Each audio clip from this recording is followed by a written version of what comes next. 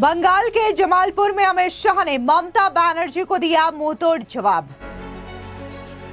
अमित शाह ने कहा टीएमसी के गुंडों को धमकाने पर ममता दीदी नाराज हो गईं।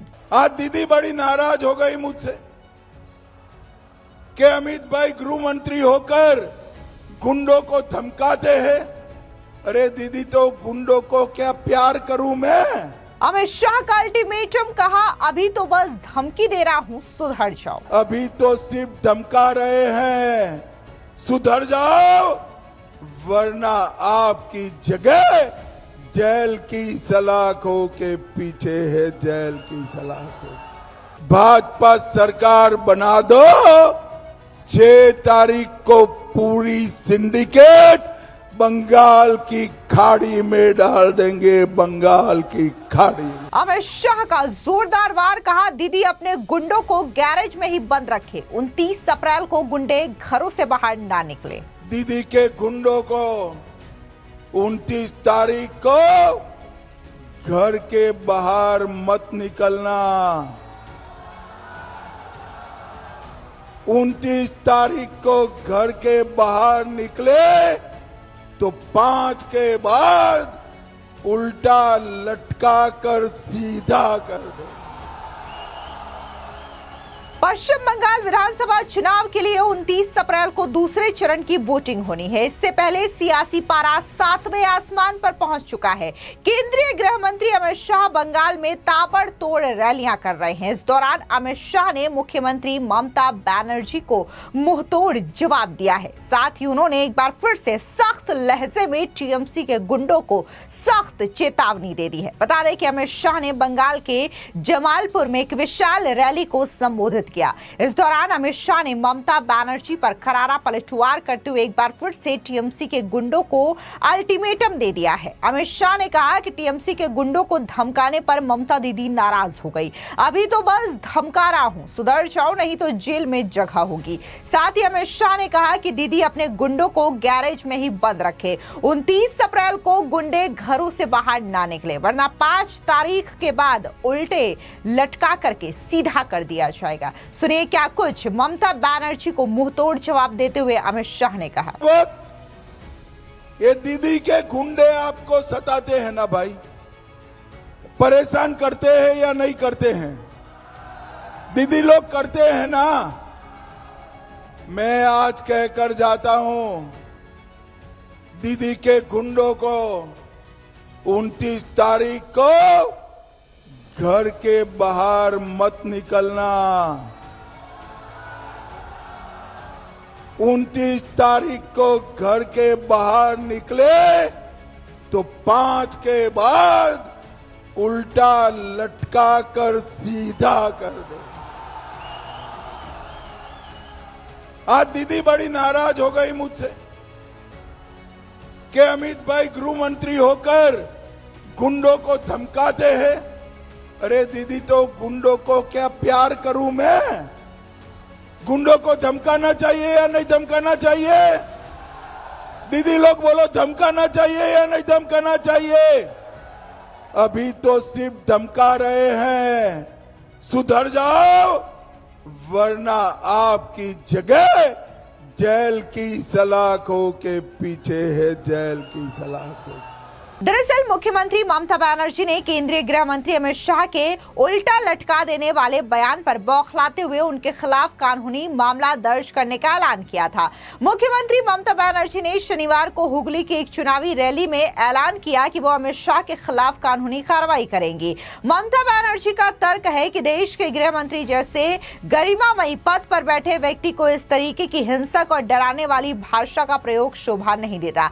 लेकिन हम अमित शाह के सख्त चेतावनी की बात करें तो उन्होंने उन लोगों को ये सख्त अल्टीमेटम दिया जो कि चुनाव के दौरान हिंसा या फिर अराजक कार्यों को करते हैं, और इसी वजह से गृह मंत्री अमित शाह ने यह सख्त चेतावनी देते हुए कहा था कि जो भी टीएमसी के गुंडे वोटिंग के दौरान लोगों को डराने धमकाने का काम करेंगे या फिर उत्पात मचाने का काम करेंगे तो उन्हें उल्टा करके सीधा कर दिया जाएगा। बता दें कि इस दौरान अमित शाह ने कहा कि 5 तारीख को बीजेपी की सरकार बना दो, सभी सिंडिकेट को उठा करके बंगाल की खाड़ी में फेंक देंगे। सुनिए क्या कुछ अमित शाह ने कहा। टोल टैक्स देना अच्छा लगता है क्या आपको? जोर से बोलो, अच्छा लगता है? ईंटों पर टोल टैक्स, बालू पर टोल टैक्स, सीमेंट पर टोल टैक्स, ये टोल टैक्स नहीं है, भाईपो टैक्स है, भाईपो टैक्स। मैं आपको कहकर जाता हूं, 5 तारीख को भाजपा सरकार बना दो, 6 तारीख को पूरी सिंडिकेट बंगाल की खाड़ी में डाल देंगे, बंगाल की खाड़ी में। इसके अलावा गृह मंत्री अमित शाह ने घुसपैठियों को लेकर के जोरदार तरीके से हमला बोला। उन्होंने कहा कि बीजेपी की सरकार बनने के बाद बंगाल से एक-एक घुसपैठियों को चुन चुन करके बाहर निकाला जाएगा। सुनिए क्या कुछ घुसपैठियों के मुद्दे पर अमित शाह ने कहा। मुझे बताओ भाई, एक घुसपैठिया बंगाल से निकालना चाहिए या नहीं निकालना चाहिए? जरा जोर से बोलो, निकालना चाहिए या नहीं निकालना चाहिए? एक घुसपैठिया हमारे युवाओं की नौकरी खा रहा है, एक घुसपैठिया हमारे गरीबों का राशन खा रहा है। और दीदी और भाईपो वोट बैंक के लिए एक घुसपैठिए को घुसाते हैं। मैं आज जमालपुर वालों को वादा करता हूं, 5 तारीख के बाद पूरे बंगाल से एक घुसपैठिए को चुन चुन कर निकालने का काम भारतीय जनता पार्टी। साथ ही गृह मंत्री अमित शाह ने ममता बनर्जी और हुमायूं कबीर पर हमला बोलते हुए कहा कि बंगाल की धरती पर बाबरी मस्जिद कभी नहीं बनने देंगे। सुनिए क्या कुछ बाबरी मस्जिद को लेकर के अमित शाह ने कहा। मोदी जी ने अयोध्या में राम मंदिर बनाया, अच्छा किया या बुरा किया? जोर से बोलो, अच्छा किया या बुरा किया? एक और, मोदी जी ने राम मंदिर बनाया, 550 साल के बाद राम का मंदिर बना, और दूसरी ओर दीदी अपने चट्टे पट्टे हुमायूं कबीर से बाबरी मस्जिद बनाना चाहती है। दीदी मेरी बात कान खोल कर सुन लो, जब तक भाजपा का एक भी कार्यकर्ता जिंदा है, बंगाल की भूमि पर हम बाबरी मस्जिद नहीं बनने देंगे, नहीं बनने। मुझे बताओ युवाओं, बंगाल में बाबरी मस्जिद बनाना चाहिए क्या? जोर से बोलो, बनाना चाहिए? आप चिंता मत करो, हम बाबरी मस्जिद नहीं बना रहे। भाइयों बहनों, टीएमसी ने हमेशा एससी समाज का अपमान किया है और भारतीय जनता पार्टी ने एससी समाज को आगे बढ़ाने का काम किया है।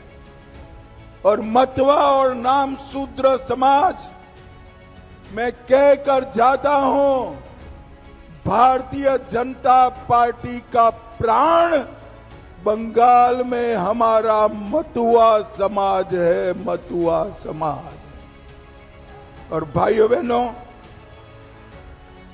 मुझे बताओ, बंगाल में किसी को 4 शादी करने की परमिशन होनी चाहिए क्या? दीदी लोग बताओ, होनी चाहिए क्या? इस ओर से बताओ, होनी चाहिए? कौन करता है 4 शादी? मालूम है ना? मालूम है ना 4 शादी कौन करता है? आप रोकना चाहते हो तो चिंता मत करो, 5 तारीख के बाद हम यूसीसी लगाएंगे। कोई बंगाल में 4 शादी नहीं कर पाएगा, 4 शादी नहीं करेगा। भाइयों बहनों, सारे सरकारी कर्मचारियों को 7वें वेतन आयोग का लाभ हम देंगे। माताओं, बहनों, दीदियों को हर महीना 3,000 रुपये का चेक उनके बैंक अकाउंट में जमा कर देंगे और सारे युवाओं को बेरोजगारी भत्ते के रूप में हर महीना 3,000 रुपया भारतीय जनता पार्टी देगी। सारे दीदी लोगों को, बहनों को सरकारी बस में कोई टिकट नहीं लेना और इसके साथ साथ हर सगर्भा माता को 21,000 रुपया देने का काम भारतीय जनता पार्टी की सरकार करेगी। किसानों को 3,000 रुपया धान का मूल्य देंगे। आलू के दाम हम गिरने नहीं देंगे। विधवा, वरिष्ठ नागरिक और दिव्यांगों को हम 2,000 रुपया हर महीना देंगे। 5 लाख तक का पूरा इलाज ऑपरेशन समेत फ्री ऑफ कॉस्ट कर दिया जाएगा, मुफ्त में कर दिया जाएगा। भाइयों बहनों, ये ममता दीदी ने पूरे बंगाल को बेरोजगारी में बदलने का काम किया। 7,000 फैक्ट्रियां बंगाल के बाहर गई है। हम 2 ही साल में सभी कारखानों को वापिस लाकर बंगाल के युवा को नौकरी देने का काम करेंगे, नौकरी देने का काम करेंगे। भाइयों बहनों, आगे आओ अरुण जी, मुझे बताओ, अरुण हलदर को जिताओगे क्या? जोर से बोलो, जिताएंगे। कमल फूल पर बटन दबाएंगे। मोदी जी के हाथ मजबूत करेंगे। तो मेरे साथ दोनों हाथ उठाओ, जरा उठाओ दोनों हाथ। विजय के संकल्प की मुट्ठी बींचो और प्रचंड आवाज से बोलो, जय श्री राम, जय जय श्री राम। इसके अलावा अमित शाह ने कहा कि केंद्र की मोदी सरकार जनता की कल्याणकारी योजनाओं के लिए बंगाल में पैसा भेजती है तो उसे टीएमसी खा जाती है। सुनिए क्या कुछ केंद्र सरकार की योजनाओं पर अमित शाह ने कहा। भाइयों बहनों, केंद्र सरकार गरीबों के पक्के घर के लिए पैसा भेजती, आपको मिला है क्या? दीदी, मिला है? हर घर शुद्ध जल के लिए पैसा भेजती है। जमालपुर की अनेक पंचायतों में वो पैसा भी नहीं पहुंचा। शिक्षा के लिए एसएसए फंड भेजती है, वो भी नहीं मिला। तो ये पैसा कहां गया भाई? जोर से बोलो, कहां गया? ईश्वर बोलो, कहां गया? ईश्वर बोलो भाई, कहां गया? ये सारा पैसा टीएमसी की सिंडिकेट और भाईपो टैक्स में गया। अब ये समझते हैं कि पैसा हम हजम कर जाएंगे।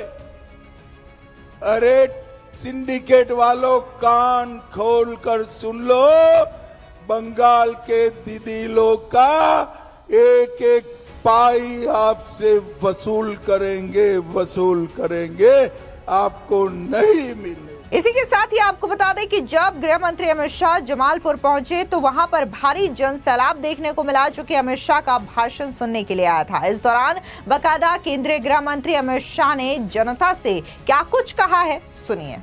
भाइयों बहनों, पूरे बंगाल में घूमता आज मैं जमालपुर में आया हूं। पहले चरण का मतदान समाप्त हो गया है। आपको जानना है परिणाम क्या आने वाला है? जरा जोर से बोलो, जानना है क्या? जानना है ना? तो मेरी बात सुन लो। पहले चरण में भाजपा 110 सीट जीतकर दीदी का सुपड़ा साफ।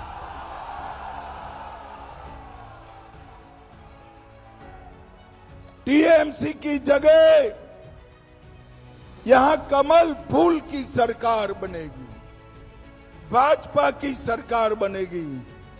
और मैं आपको वादा करता हूं, 4 मई को वर्धमान का सीता भोग नरेंद्र मोदी जी को खिलाकर हम उनका मुंह मीठा करने वाले। भाइयों बहनों, यहां बैठी है माताएं बहनें, वो पूछेगी कि भाजपा के जीतने से क्या फर्क होगा। भैया जरा आप सेट कर बैठ जाइए, पत्रकार बंधु, जरा सेट कर बैठ जाओ भैया। अरे यार, मैं यहीं खड़ा रहने वाला हूं, कहीं हिलूंगा डुलूंगा नहीं। अरे अब तुम बैठ जाओ, मैंने बोल दिया ना, बैठेंगे बैठेंगे, नहीं बैठेंगे नहीं बैठेंगे। भाइयों बहनों, ममता सरकार में 15 साल में बस रहने दो पुलिस। ओए, अरे ओ भाई, ए पुलिस, इसको वापिस खींचो भाई। अरे तुम, ओ बंगाल पुलिस, जरा वापिस जाओ।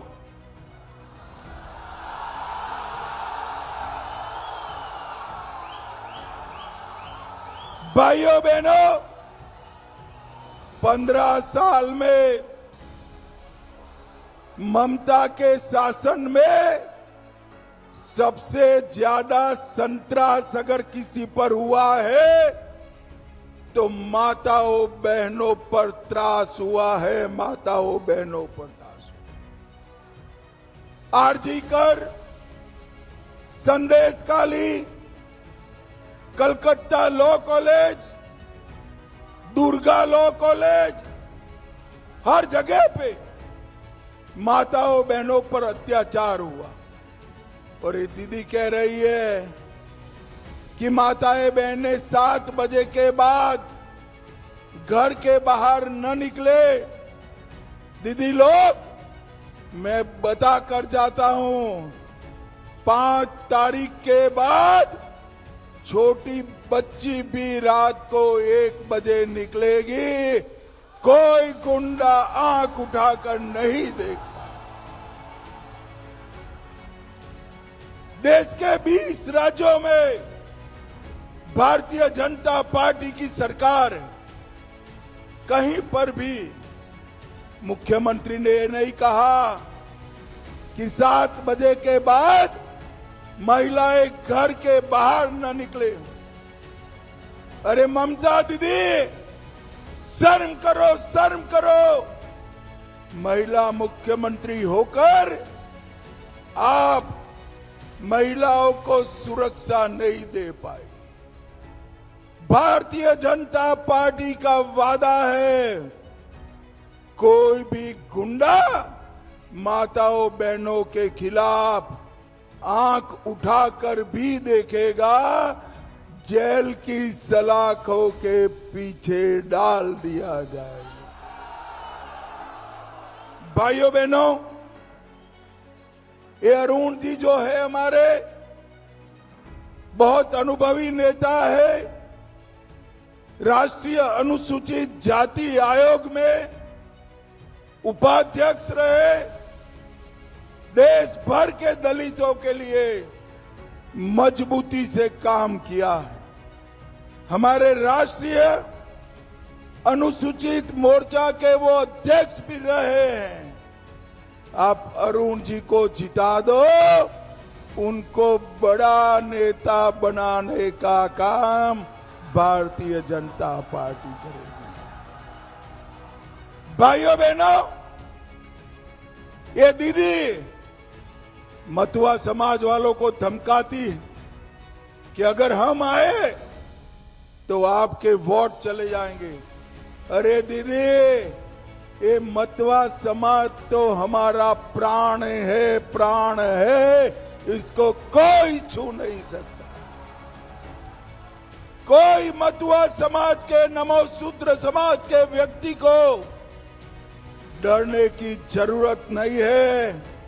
ये दीदी सीएए के कानून को लागू नहीं करती है। आप कमल फूल का सरकार बना दो, 5 तारीख के बाद सभी मतुआ समाज के भाइयों बहनों को नागरिक बनाने का काम भारतीय जनता पार्टी करेगी। फिलहाल इस पूरी खबर को लेकर के आपकी क्या राय है, कमेंट सेक्शन में जरूर बताएं। धन्यवाद।